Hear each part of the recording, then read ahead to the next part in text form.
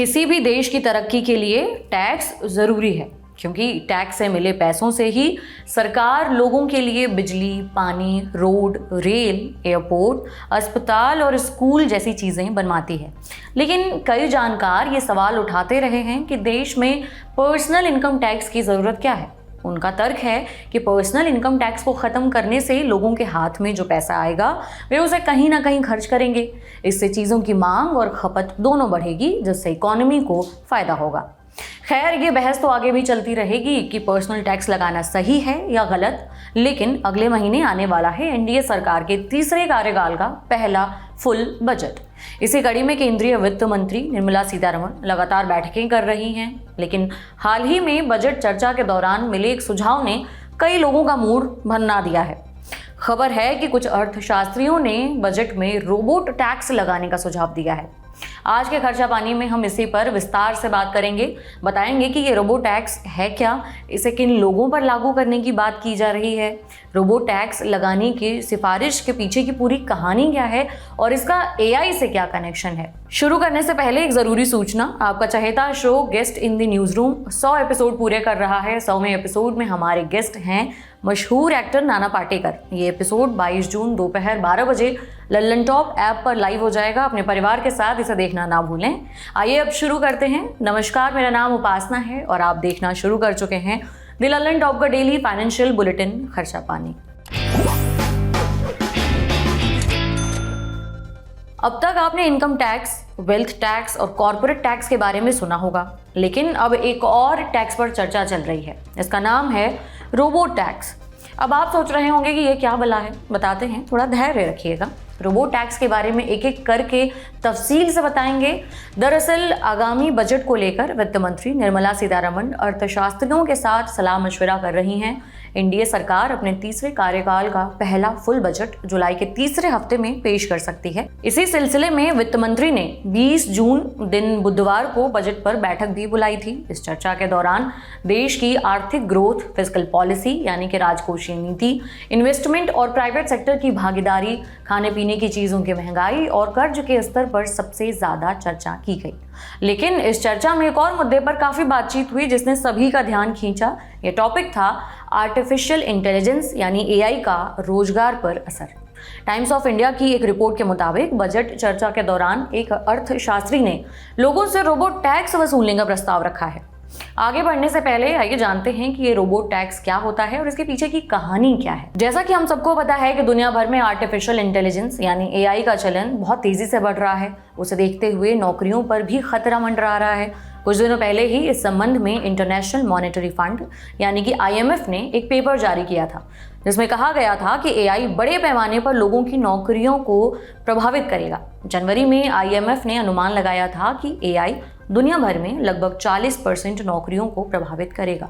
इसके चलते कामकाजी लोगों को काफी परेशानी उठानी पड़ सकती है। इसलिए बजट चर्चा में भारत के अर्थशास्त्रियों ने भी इस संबंध में सिफारिशें की हैं। अर्थशास्त्री चाहते हैं कि जिन लोगों की नौकरियां एआई के चलते जाएंगी, उन्हें फिर से प्रशिक्षित करने के लिए रोबोट टैक्स लगाया जाए, ताकि बेरोजगार हुए लोग दोबारा नौकरी पा सकें।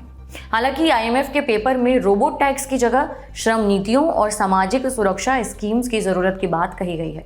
आईएमएफ के इस पेपर में एक अन्य सिफारिश में कहा गया है कि बेरोजगार लोगों को बीमा कवर मुहैया कराया जाए, कौशल और क्षेत्र आधारित प्रशिक्षण पर ज्यादा ध्यान देने का सुझाव दिया जाए। हाल ही में एक इंटरव्यू में आईएमएफ की पहली डिप्टी एमडी गीता गोपीनाथ ने सुझाव दिया था कि एआई से विकासशील देशों को काफ़ी चुनौतियां झेलनी पड़ सकती हैं, क्योंकि उनके पास सोशल सिक्योरिटी कवरेज नहीं है।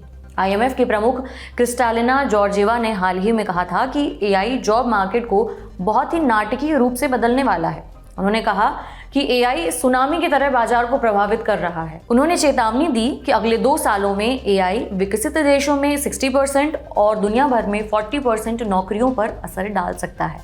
जॉर्जेवा ने इन बदलावों के लिए तैयार होने पर भी जोर दिया। उन्होंने कहा, एआई हमारे उत्पादन को बढ़ा सकता है और चीज़ों को और ज़्यादा कुशल बना सकता है, लेकिन ये गलत जानकारी को भी बढ़ावा दे सकता है, कमाई के फर्क को और बढ़ा सकता है। उन्होंने एआई का फायदा उठाने के लिए सावधानी पूर्वक मैनेजमेंट की जरूरत पर जोर दिया।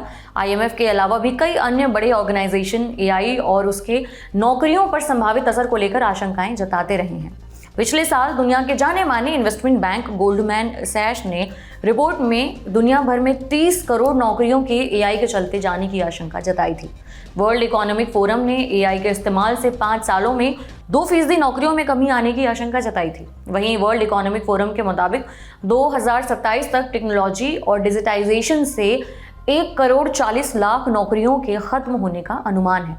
गूगल के सीईओ सुंदर पिचाई ने भी एआई के दुनिया पर पड़ने वाले असर को लेकर चिंता जताते हुए कहा था कि इससे सभी कंपनियों के सभी प्रोडक्ट्स प्रभावित होंगे। पिछले 5 सालों में जॉब प्लेटफॉर्म्स पर एआई सेक्टर में नौकरी खोजने वालों की तादाद 150% से ज्यादा बढ़ी है। माना जा रहा है कि एआई के बढ़ते दखल से जिन सेक्टर्स की नौकरियों पर सबसे ज्यादा खतरा है उनमें सॉफ्टवेयर डेवलपर्स समेत कई और इंडस्ट्री शामिल हैं। ग्राफिक डिजाइनिंग के सेगमेंट में भी एआई से नौकरियां जाने की भरपूर आशंका है, क्योंकि ये तेजी से ज्यादा बेहतर काम कर सकता है। इसके अलावा legal and accounting service, finance, media, market research and analysis, HR, recruitment, teachers, translator और कस्टमर सर्विस सेगमेंट में भी नौकरियों का कहर बनकर टूट सकता है। एक तरफ जहां अर्थशास्त्रियों ने एआई तकनीक के खतरों को लेकर चिंता जताई है, वहीं ये भी माना है कि एआई नए प्रकार की नौकरियां पैदा भी कर सकता है। हालांकि उनका कहना है कि सरकार को संबंधित चुनौतियों के लिए तैयार रहना चाहिए। आगामी बजट में एआई से संबंधित फैसले लिए जाएंगे या नहीं, ये तो जुलाई के आखिर में पेश होने वाले बजट में ही पता चल पाएगा। लेकिन रोबोट टैक्स से पहले पर्सनल इनकम टैक्स भरने वालों के लिए भी एक राहत की खबर आ रही है। हाल ही में खबर आई थी कि आगामी बजट में सरकार मिडिल क्लास को राहत देने के लिए टैक्स छूट का ऐलान कर सकती है। समाचार एजेंसी रॉयटर्स के मुताबिक केंद्र सरकार कुछ कैटेगरीज के लोगों के लिए पर्सनल इनकम टैक्स रेट्स को कम करने पर विचार कर रही है।